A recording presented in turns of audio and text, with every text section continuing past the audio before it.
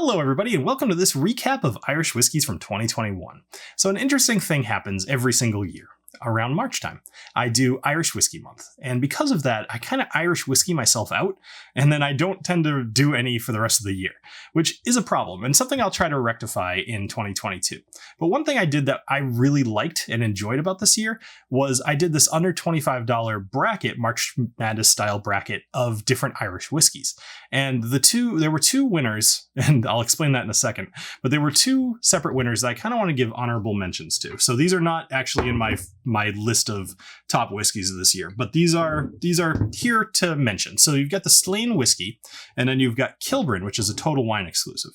So both of these are very good. And the first time I filmed this, when I did the live stream first, I somehow miscalculated. I think I poured it into the wrong glass or something like that. And I thought the Slane actually won. And then people told me, hey, dummy, you poured the wrong thing. And so I ended up doing a follow-up of the Kilburn here, which again, I'll put a link up here. So both of these are very good, especially for the price. They're both great. You should pick them both up. I will say that I put both of these up against Jameson after the fact, and I still like Jameson more, just regular Jameson triple distilled. So consider that, but these are still worth your money. All right, moving along to the actual whiskeys that I've reviewed this year. Now, all of these whiskeys, actually, this isn't entirely true. There are some from Tyrconnell here that I ended up doing a live stream of. And those are the only ones that you're going to see in all of these videos that I'm doing of the recaps where I didn't do formal reviews of them. But otherwise, I only had like 3 whiskeys to put on this list, so I added them in here. But anyway, let's go to the very bottom of the list, my least favorite of this year. This is the Connemara 12. Now this, oh my goodness, what a disappointment this whiskey was. It was so unfortunate because I really like the Connemara no age statement. I think it's perfectly representative of what peat can do to an Irish whiskey. It maintains a bit of the bite that you get with some little bit underaged whiskeys from Irish whiskeys, but then the peat really helped to mellow it out, but also give it some more complexity.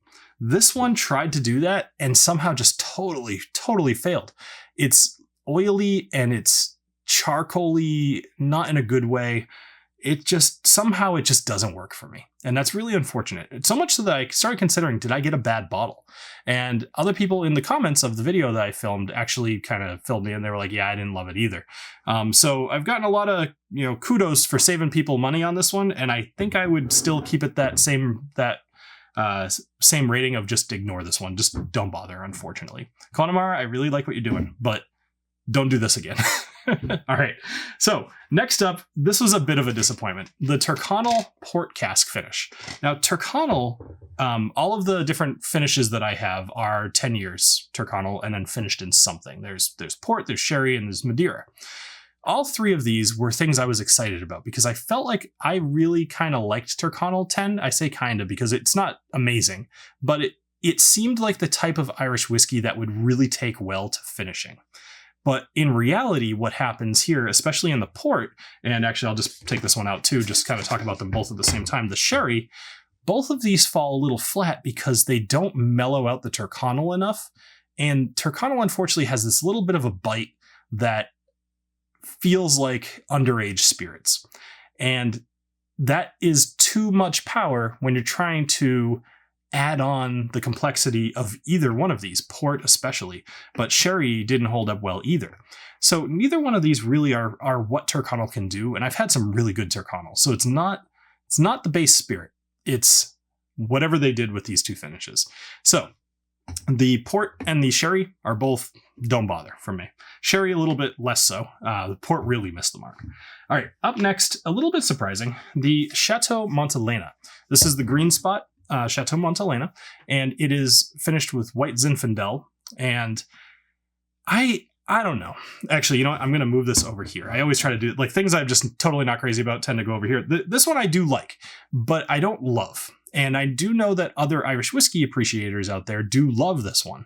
So I feel like I'm in the minority here. If your flavor profile tends to match what mine does, then, I would say you probably wouldn't love this either. But I don't want to necessarily convince you not to buy this one because I do think this will be an amazing drink for others, but I didn't love it. And especially for the price of $100, it wasn't worth it to me. It just didn't. I think what I don't love about this one is that Green Spot is great. I do really like Green Spot. And I don't feel like the White Zin really helps it at all. I don't think it's an improvement. It's not better than the sum of its parts. And I think that's part of the problem. It just kind of makes me want to drink Green Spot instead. All right. Up next is surprising. Actually, this is one that did do well. So this is the Tyrconnell Madeira cask finish. Now, if you saw my video that I filmed last week on the A Tale of Winter from Glenmorangie, you'll know that Madeira is not a very common thing to finish whiskey in. And maybe it's going to start getting more common. We'll see. But whereas the A Tale of Winter is Scotch, this is Irish. So this one still has a little bit of that bite from the Tyrconnell just 10 years. But the Madeira holds up a lot better to it. Maybe it's just stronger. Maybe it complements it a little bit better. But I feel like this is better than the sum of its parts. And so much so that I'm putting it over the Green Spot.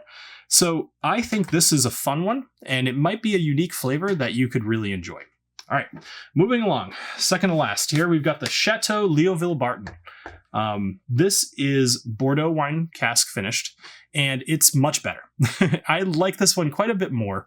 When I did a blind tasting, it didn't do as well as I would have expected, and that should speak a little bit more about this. But I'm also gonna kind of claim a little bit of doing a blind tasting on camera is different than doing it in your house, just alone by yourself, because you're talking, you're doing a lot more or a lot less thinking, you're less analyzing, or at least I am.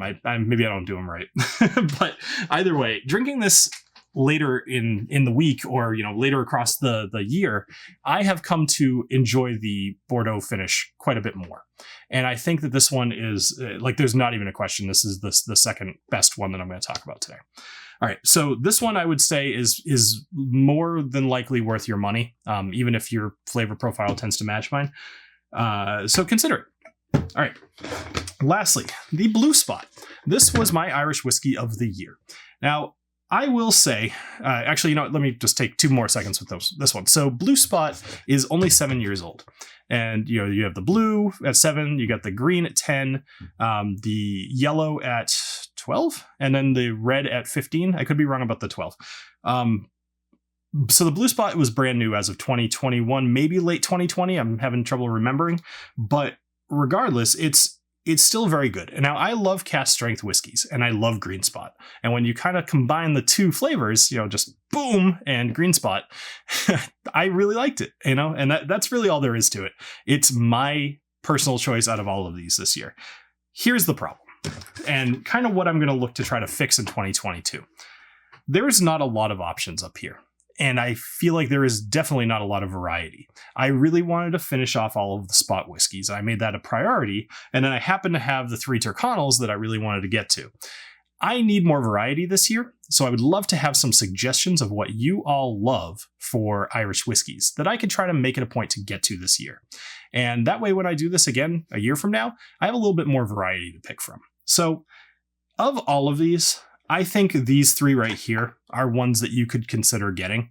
I really think if you could find the blue and you don't have to pay an exorbitant amount, like this was, again, probably like $90, which is too much for a 7-year whiskey. But regardless, this one is probably worth it. This one's fun. I don't know the price point here, but I'll find it and I'll put it right here.